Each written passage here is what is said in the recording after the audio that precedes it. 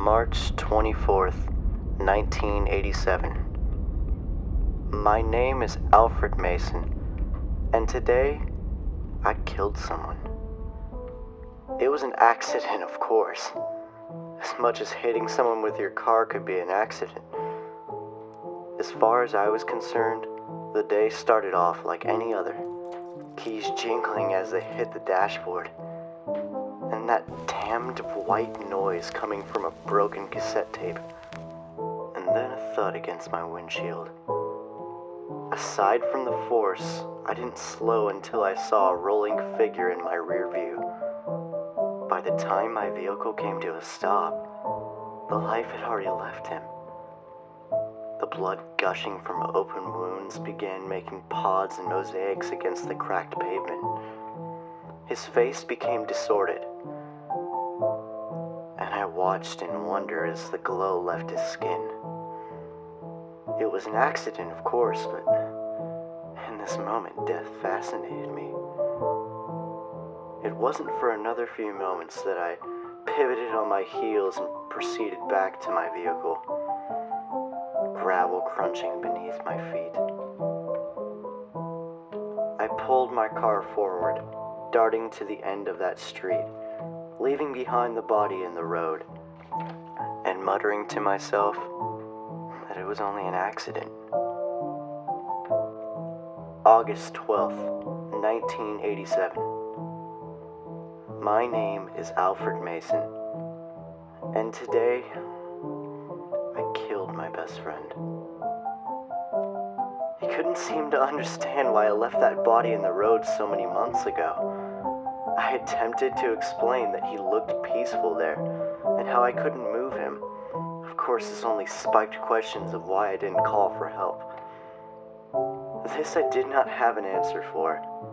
My friend told me many times that authorities were looking for me, but I couldn't find a reason to care. It was only an accident. It wasn't until he stated that I needed help that I stabbed him in the back. They never really tell you how people die. In movies, they just fall over dead. In the real world, when you stab somebody, they leak to death. That's exactly what my friend did. He sat in his basement sepulcher and slowly bled out for 6 hours. I suppose a kitchen knife didn't do so much damage, and this caused more length to the demise. The carpet began to pool with crimson as the TV static reflected against his once lively face. The person I once called friend was now nothing but a corpse. October 3rd, 1987. My name is Alfred Mason, and today I killed my girlfriend. I should say my ex-girlfriend, as it has just now occurred to me that she was in an attempt to leave. She was running around and muttering nonsense under her breath. Something about myself turning into a madman. It wasn't until I approached her in an attempt to speak that I felt her hostility. She raced on about how she couldn't be with a murderer anymore, and she blamed me of these so-called crimes. What she didn't understand is there was a reason behind these events. The first was pure accident. I'm not responsible for a man standing in the street. And the death of my best friend was purely justified by his hostile demeanor.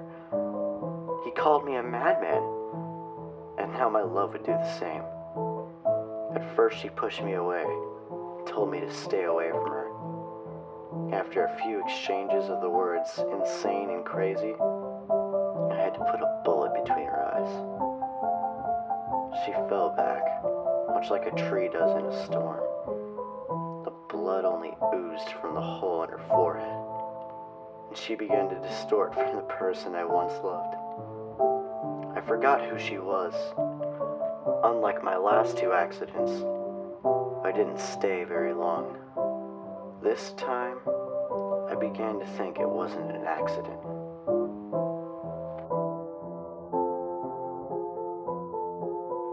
December 20th, 1987.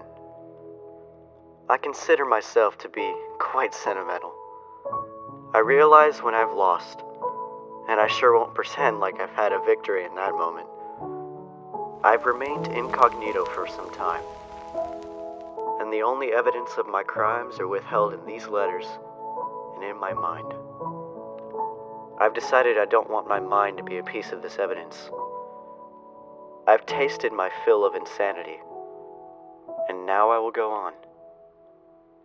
I've written down these events to reflect the wrongdoings of my companions, and now I have reflected on my own.